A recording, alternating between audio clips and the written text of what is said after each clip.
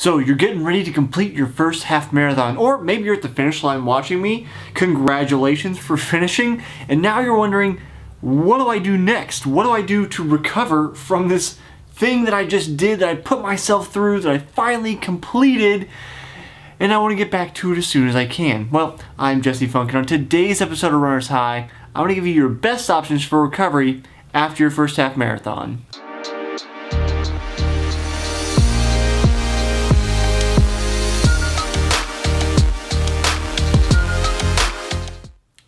The first thing you want to do is do not stop. That's number one. Don't stop.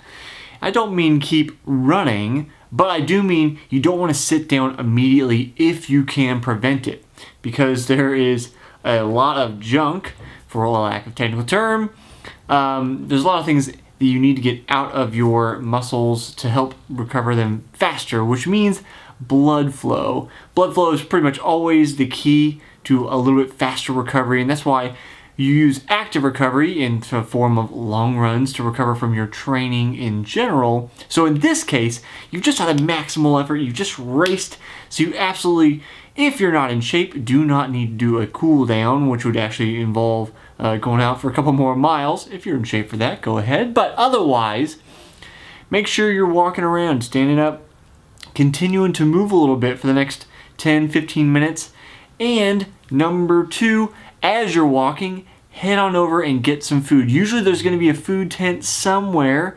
Typically at these half marathon type events, there's going to be food for you available, and maybe it's only going to be bananas and crackers and fruit and things like that, but something is going to be crucial. Remember, we have this kind of 30 to 60 minute window after we get done with running where we can absorb nutrients at a higher pace than we can normally.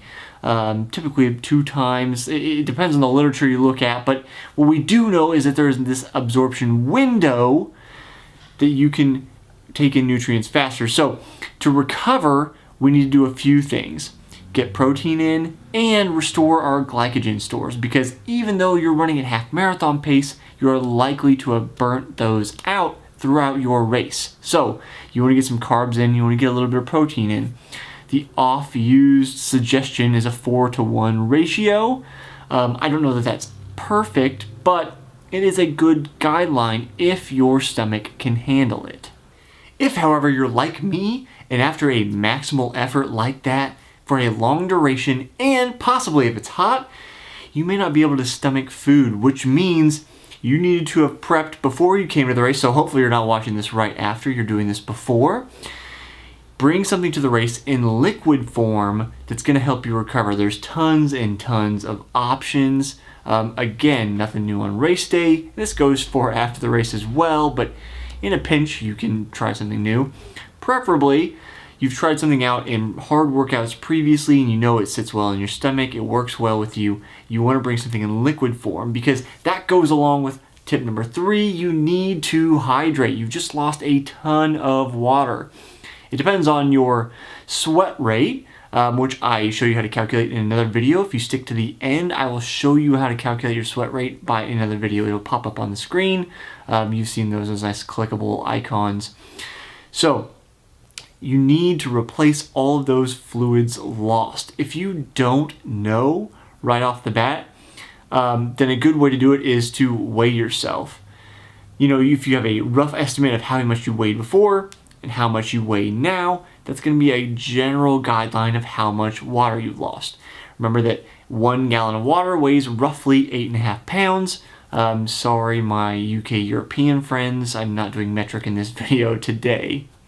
Now, this next part is optional, but I find, at least personally, it has a lot of at least psychological, if not actual physical benefit for me, and that is massage. So if you can afford it and you have somebody who knows how to deal with the specific issues, areas that you have problems with and that athletes or runners have problems with, then see that kind of massage. I'm masseuse. I'm not talking about just going to like a couples massage and just getting rubbed down and it feels nice. I'm talking to somebody who actually can work on those tissues.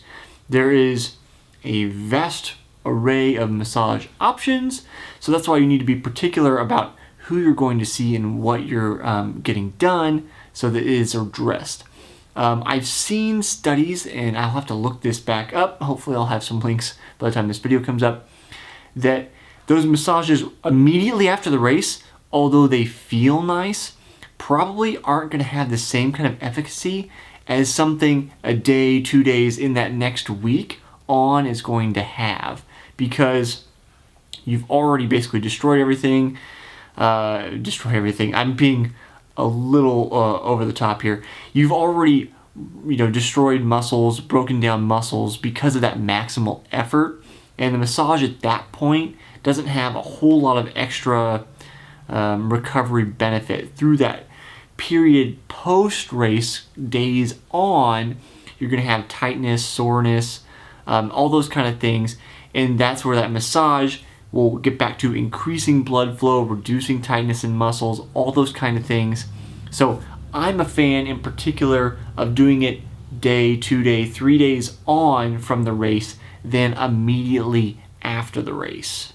Now these last couple things, I want you to keep in mind that they are not, how should I say this? Not PC, but they are not the suggestions you're going to get from somebody who's very strict, and this is exactly how you should do it. But last year, when I interviewed people on my podcast, the Smart Athlete Podcast, you can see it here on this channel, subscribe, hit that button. I asked people, if you could only choose one recovery food for the rest of your life, what do you choose? And it really didn't seem to matter across the board. Pro, amateur, whoever I was talking to, generally speaking, it was some kind of comfort food. Ice cream, pizza, beer, something like that. You don't want to overdo it and just gorge, but this is the time where you've earned a little bit of reward, and having a little treat here, although we could argue is going to be poor in terms of nutritional benefit for you, I think the psychological benefit of having a little treat, having a little reward, outweighs the downside of that one window of nutrition. This is not something you want to do immediately after you race, as I mentioned before. You want to get those good carbs in, high glycemic index carbs, if I didn't mention earlier.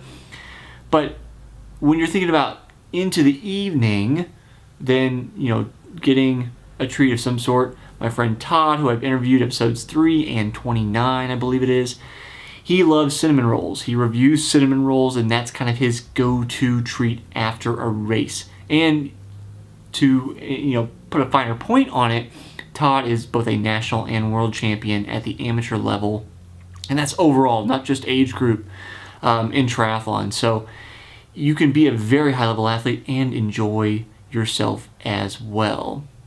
But the last thing you want to keep in mind is that don't feel pressured to immediately get back to training. When I talk to a number of different guests, the one that comes to mind is Julia Roman Duval. She came into running and became a very high-level marathoner, attending the Olympic trials in marathon. As after she'd already had 3 kids, she's getting into her 30s and getting into this at a high level. Well, what she does, and this is very common, is to kind of take a rest week, take 2 weeks off. Some people will do light workouts instead of trying to get back into training. Remember how I mentioned earlier that you just put in this maximal effort. You've kind of tore yourself up. I said destroyed everything, but I'm being a little over the top, like I said. You've beat up your muscles is the short of it, and they need time to recover. So, like I mentioned earlier, that active recovery, if you can get in, swim a little bit, cycle, something that's not going to be quite as hard on your body, then that's going to help get that blood flow through, help get nutrients delivered to your muscles, speed up the recovery process that all that protein you take in does to get your muscles back into shape. But don't feel pressured to get immediately back to training. You're not going to lose a ton of fitness because you didn't get back the week after. It's just not going to happen. In fact, it can be more detrimental in the long term because, as mentioned, you've destroyed everything. And you need time to recover. If you continue to push your body, you don't allow that recovery time, which is why you're here. You want to know about recovery.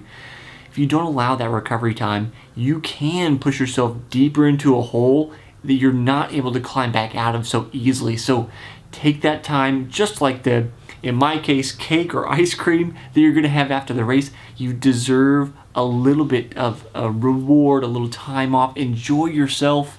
Do some things that you wouldn't normally do, maybe.